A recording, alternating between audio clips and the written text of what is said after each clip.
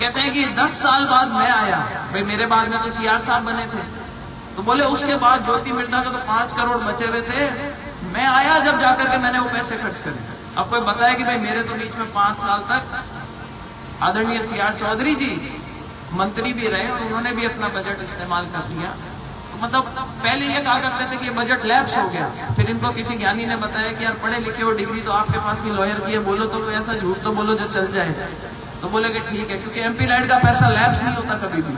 तो फिर अब उन्होंने नई एक कहानी, ये झूठ के जनरेटर हैं, इनके अगर मैं कहूँ कि तार लगा दो ना दो, तो ये इतनी बत्तियां झुकाते, झूठ बोल बोल करके गांव के अंदर रोशनी करते, इतना इतना इन्होंने अपना काम चलाया और पब्लिक को बेवकूफ बनाने का काम किया।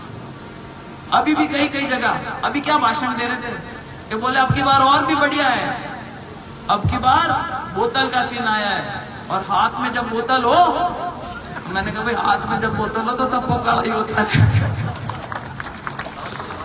भाई शौक पूरा कर सकते हो लेकिन समाज का कल्याण नहीं हो सकता हाथ में जब बोतल होती है। तो उनको समझना चाहिए कि भाई जनता अब समझ गई उनके कारनामे। 15 दिन तक नाक रगड़ते रहे उस दिल्ली में बैठ करके एक नेता के कैसे करके मेरा गठबंधन करा दो, और आज बातें करते हैं कि ज्योति मिर्धा वसुंधरा जी के चरणों में जाके पड़ी रहती है। अरे कौन किसके चरणों में पड़ा रहता है तो सारी दुनिया को पता है। मैंने नाक नपवाई थी उनकी, रगड़ रगड़ के आधा इंच छोटी हो रखी है दिल्ली में अपना टिकट लेने के चक्कर में, सिर्फ ये गठबंधन कराने के लिए। और जो गलती भारतीय जनता पार्टी ने करी थी कि पहले बहुत प्रयास किया इन्होंने कि भारतीय जनता पार्टी के साथ गठबंधन कर लूं, तो उन्होंने तो इतने हाथ जोड़ के कहा बापूड़ा मान तो बख्श दो, और माँ के तो घनी चोट उतर की आगे कोई गलती पाची गुण करा। मैं तो बीजेपी तो करे को नहीं माऊ गठबंधन। कांग्रेस में गया जनाब नेताओं ने, एक सगला नेता ने, लोकल कोई नेता कौन चाहता कि भाई ए आपका चेतन डूडी जी के अलावा ए लेर गया बने ये गठबंधन करो। क्यों भाई कांग्रेस के पास में कैंडिडेट नहीं था क्या? अपन कहते हैं नागौर सबसे ज्यादा कांग्रेसी अगर कोई जिला अगर है पूरे राजस्थान में तो वो अपन बोला करते थे नागौर है। तो भाई नागौर की सीट गठबंधन में देने का क्या मतलब? कांग्रेस क्या इतनी कमजोर थी यहाँ पे? और शायद वो कांग्रेस की कमजोरी थी कि जिसकी वजह से 2 पार्टियां मिलकर के चुनाव लड़ रही है। तो रामकंठ जी कमजोरी मेरी नहीं थी और कमजोरी मेरे सामने बैठे हुए लोगों की नहीं थी। इन्होंने तो 2009 में भी अपना आशीर्वाद रखा, 2014 में आप लोगों ने मुझे उससे ज्यादा वोट दिए, मुझे कहीं पब्लिक ने कभी धोखा नहीं दिया। 2019 में मुझे उससे भी ज्यादा वोट दिए, पब्लिक ने मुझे वहां भी धोखा नहीं दिया। षड्यंत्र करा तो कुछ नेताओं ने मिलकर के करा था, क्योंकि वो नहीं चाहते थे कि ज्योति मिर्धा आकर के राजनीति में अपने पैर जमा ले, कि इसके कुछ खुद का कोई लोभ लालच नहीं है, सक्षम है, पढ़ी लिखी कहीं ऐसा नहीं हो कि आकर के और 20 साल तक यहाँ हमारी छाती पे बैठ करके और चौधर करे। तो ये पब्लिक अब समझ गई है, नागौर की जनता समझ चुकी है। और जैसा लेकिन ये कुछ नेता हैं जो बादत इनकी आदत पड़ी हुई है, बाज नहीं आ सकते झूठ बोलने से। अभी भी अगर कहीं पे जाते हैं तो हमारे चेतन डूडी जी या जाकिर हुसैन जी एक नया मिशन ढूंढ रखा है इन्होंने, चाहे हनुमान बेनीवाल जी, सबके सब क्या करते हैं झूठ बोलते हैं और उस झूठ को इतनी बार दोहराते हैं। और हमारी शायद कहीं गलती रही है कि हमने उसका खंडन नहीं किया। तो मैं आज वो मौका देना चाहती हूँ जनता को सुनने का कि इन्होंने जब तब भी मेरी टांग खिंचाई का काम किया करते थे। इनके पिताजी थे रूप जी, आज दुनिया में नहीं है, उनके बारे में मैं कुछ बुरा नहीं बोलना चाहती, लेकिन सच सामने रखना जरूरी है।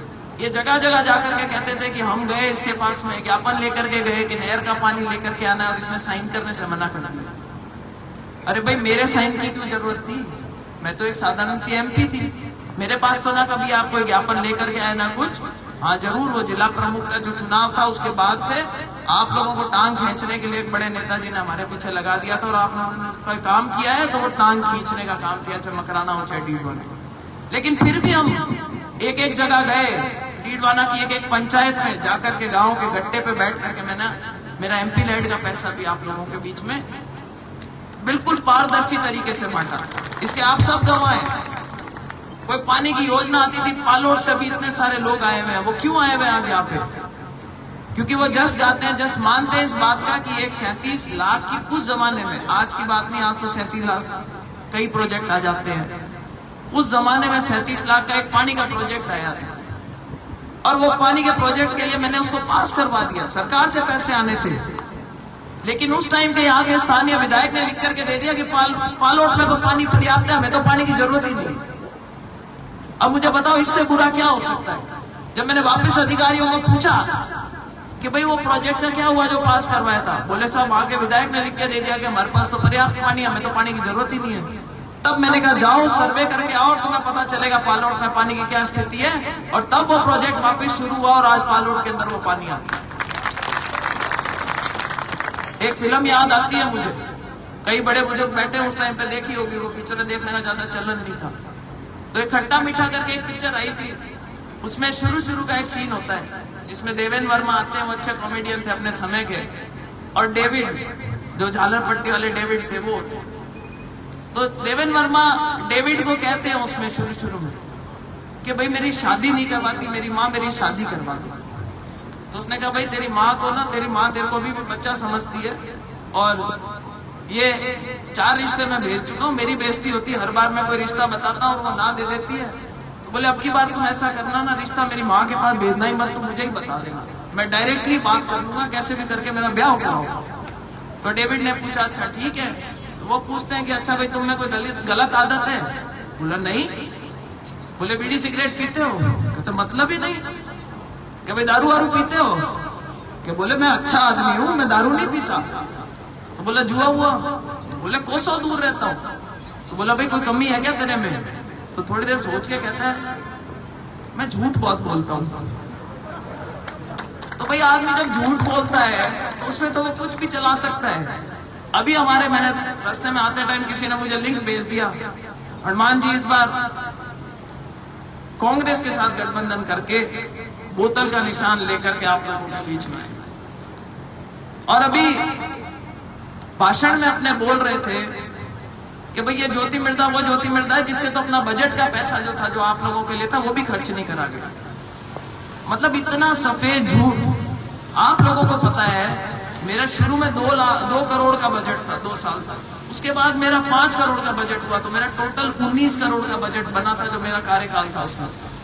और हमें ये ज्ञान पहले ही लोगों ने दे दिया था कि जितना आपका बजट होता है उससे थोड़ा 19-20 ज्यादा ही देना, क्योंकि कई बार क्या होता है कि कोई टेक्निकल दिक्कत आ जाती है, वो बजट लग नहीं पाता, फिर आपका बजट बच जाता है। तो मैंने 21.5 करोड़ के बजट की सैंक्शन करी थी।